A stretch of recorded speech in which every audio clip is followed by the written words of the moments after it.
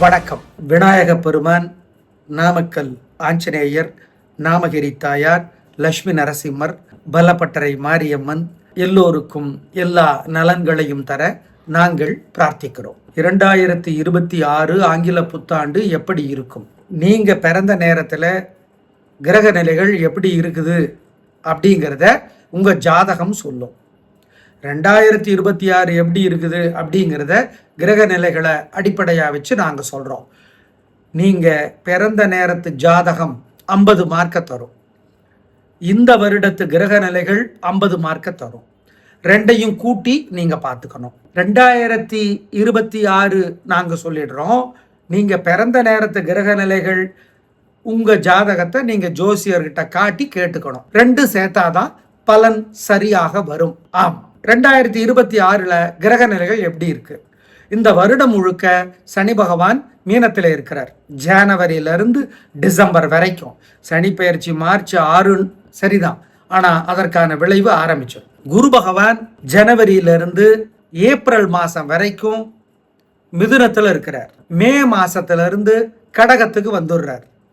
26 தான் மே மாசம் குரு பெயர்ச்சினாலும் அதனுடைய விளைவு மே மாசமே ஆரம்பிச்சிடும்.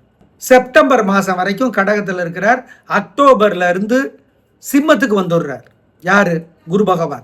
அதனுடைய விளைவு சிம்மத்தில் குரு பகவான் இருக்கிறதுக்கான விளைவு அக்டோபர் மாதமே ஆரம்பிச்சிடும். நவம்பர் மாதம் 13ஆம் தேதி ராகு கேது பெயர்ச்சி, அதனுடைய விளைவு அக்டோபர் மாதமே ஆரம்பிச்சிடும். அப்போ இந்த 2026 3ஆ பிரிச்சுக்கலாம்.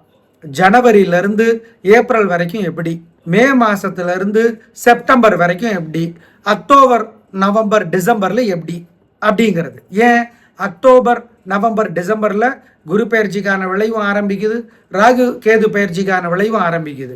ஏப்ரல் வரைக்கும் குரு பகவான் மிதுனத்தில் இருக்கிறார். மே மாசத்திலிருந்து செப்டம்பர் வரைக்கும் குரு பகவான் கடகத்தில் இருக்கிறார்.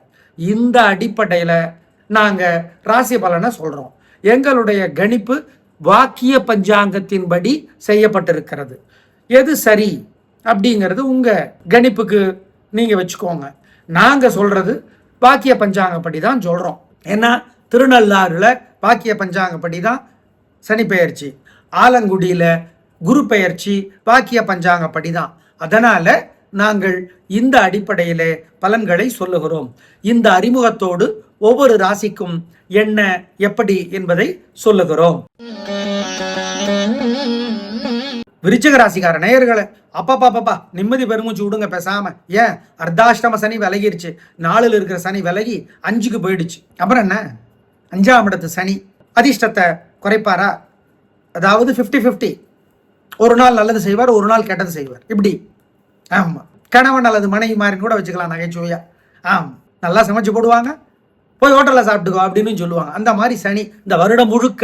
ஆனால் 4ஆம் இடத்து சனி விலகிவிட்டது என்பதே மிகப்பெரிய ஆறுதல், மிகப்பெரிய ஆறுதல்.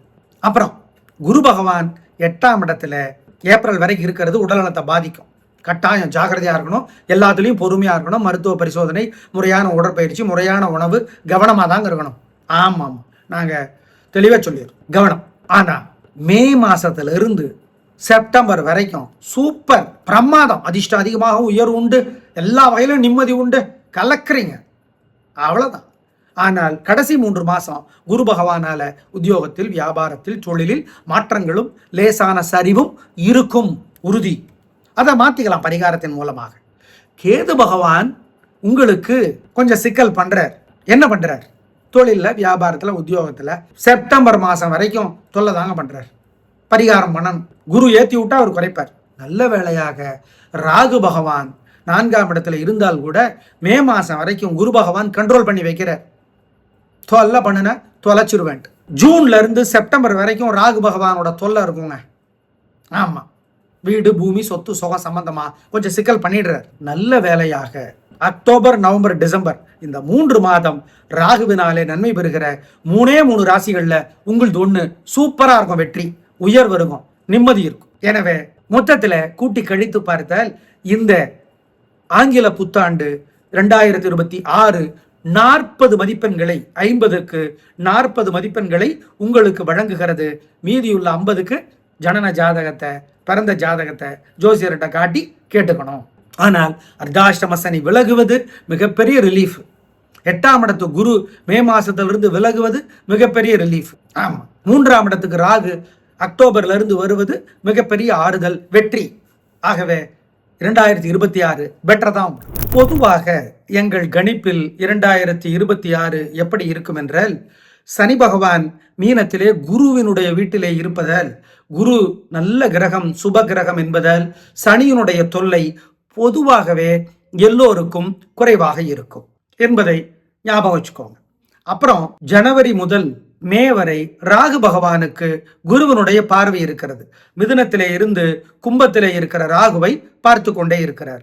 அதனாலே ராகுவினால் ஏற்படுகிற தொல்லைகளும் பொதுவாக எல்லோருக்கும் குறைவாகத்தான் இருக்கும். ஆனா குறைவாக இருக்கும். ராகு தொல்லை பண்ணாமல் இருக்க மாட்டார், சனியும் தொல்லை பண்ணாமல் இருக்க மாட்டார். நல்ல வேளையாக சிம்மத்திற்கு குரு பகவான் அக்டோபரிலிருந்து வருகிறார். இந்த அக்டோபர், நவம்பர், டிசம்பர் இந்த 3 மாதமும் திரும்பவும் ராகுவை குரு பார்க்கிறார். நடுவிலே குரு மேவிலிருந்து செப்டம்பர் வரை கடகத்திலே இருக்கிறார். அப்பொழுதுதான் குருவிற்கு ராகு பகவானை பார்க்கிற வாய்ப்பு இல்லை. ஆகவே கிட்டத்தட்ட 5 மாதங்கள் குரு ராகுவை பார்க்கவில்லை. ஆனால் 7 மாதங்கள் கிட்டத்தட்ட குரு ராகுவை பார்ப்பதால் இந்த வருடம் முழுக்கவே 7 மாதங்கள் ராகுவினுடைய தொல்லைகள் எல்லோருக்குமே குறைவாகத்தான் இருக்கிறது அப்படிங்கிறத கவனத்திலே வைத்துக் கொள்ளுங்கள். கேது பகவான் சிம்மத்திற்கு இருந்து கொண்டிருக்கிற அந்த நிலை மாறுகிற பொழுது குரு சிம்மத்திற்கு வருகிறார். எனவே குருவும் கேதுவும் சேர்ந்திருக்கிற வாய்ப்பு இல்லை. ஆனால் கேது பொதுவாக பெரிய கெடுதல்களை தருகிற கிரகம் இல்லை என்பதனால் இந்த 2026 பெரிய பாதிப்பு என்பதாக ஒன்று இருக்காது என்பதை நாம் உறுதியாக சொல்ல முடியும். ஆனால் சனிக்கும் சரி, ராகுவிற்கும் சரி, குருவிற்கும் கேதுவுக்கும் பரிகாரம் என்பது அடிப்படையில் கோயில் வழிபாடு, பிரார்த்தனை, பரிகாரம், நல்ல புத்தகங்களை வாசிப்பது, தீபமேற்றுவது போன்று பல பரிகாரங்கள் இருந்தாலும் நியாயம், தர்மம், அறம் இதன்படி நடக்காது போனால் அது எல்லாரையும் பாதிக்கும், கடவுளையே பாதிக்கும். சிவபெருமானே பிச்சைக்காரனாக, பிச்சைக்காரனாக இருந்த வரலாறு இருக்கிறது. எனவே அந்த அறமும் நியாயமும் தர்மமும் சத்தியமும் ஒருவரால் முறையாக பின்பற்றப்படாவிட்டால் எவ்வளவு தவறி நடக்கிறாரோ அதற்கேற்ற தண்டனையை சனியும் ராகுவும் தருவார்கள் என்பதும் உண்மை. ஆகவே அஷ்டம சனியோ, கண்டச்சனியோ, அர்த்தாஷ்டம சனியோ, ஏழரை சனியோ தண்டனை காலம். சட்டத்தினால் தண்டிக்கப்படாத நம்முடைய குற்றங்களை, நம்முடைய தவறுகளை, பாவங்களை சனி பகவானும் ராகுவும் தண்டிப்பார்கள் என்பதுதான் நிச்சயம். அதுதான் அதிர்ஷ்டம், அதுதான் துர் அதிர்ஷ்டம். சமூகத்தால் அங்கீகரிக்கப்படாத நாம் செய்த நல்ல செயல்களுக்கு கடவுள் தருகிற பரிசுதான் அதிர்ஷ்டம். அதை குரு தருவார், கேது தருவார். சமூகத்திடமிருந்து, சட்டத்திடமிருந்து நாம் தப்பித்து கொண்ட, நாம் செய்த பாவங்களுக்கும் குற்றங்களுக்கும் சனியும் ராகுவும் தண்டனை தந்தே தீருவார்கள். இந்த காலகட்டம் தான் ஏழரை சனி, அஷ்டமச்சனி, அர்த்தாஷ்டமச்சனி, கண்டச்சனி என்பதை ஞாபகம் வச்சுக்கிட்டா சரி. யாரு பாத்தர்றா, என்ன பண்ணிட முடியும் என்பதனால் நாம் பல தவறுகளை, பாவங்களை, குற்றங்களை செய்கிறோம். அதற்கு நமக்கு நாமே காரணங்களை சொல்லிக் கொள்ளுகிறோம், நியாயப்படுத்திக் கொள்ளுகிறோம். ஆனால் சனியும் ராகுவும் அப்படி நியாயப்படுத்திக் கொள்ள மாட்டார்கள், தண்டனையை தந்தே தீருவார்கள். இதுதான் தண்டனை காலம் என்பதை கவனத்தில் வச்சுக்கிட்டீங்கன்னா, அந்த நியாயத்தின்படியும் சத்தியத்தின்படியும் தர்மத்தின்படியும் நடப்பதற்குத்தான் எல்லா வகையான பரிகாரங்களும். சனிக்கும் சரி, ராகுவுக்கும் குருவுக்கும் கேதுவுக்கும் செய்கிற பரிகாரங்கள் எல்லாம் இதுதான். அந்த மாதிரி நடப்பதற்கு நம்மை ஆற்றுப்படுத்துகிற, தூண்டுகிற, வழிகாட்டுகிற செயல்கள் தான் இந்த பரிகாரங்கள் என்பதையும் கவனத்திலே கொள்ளுங்கள். நன்றி, வணக்கம்.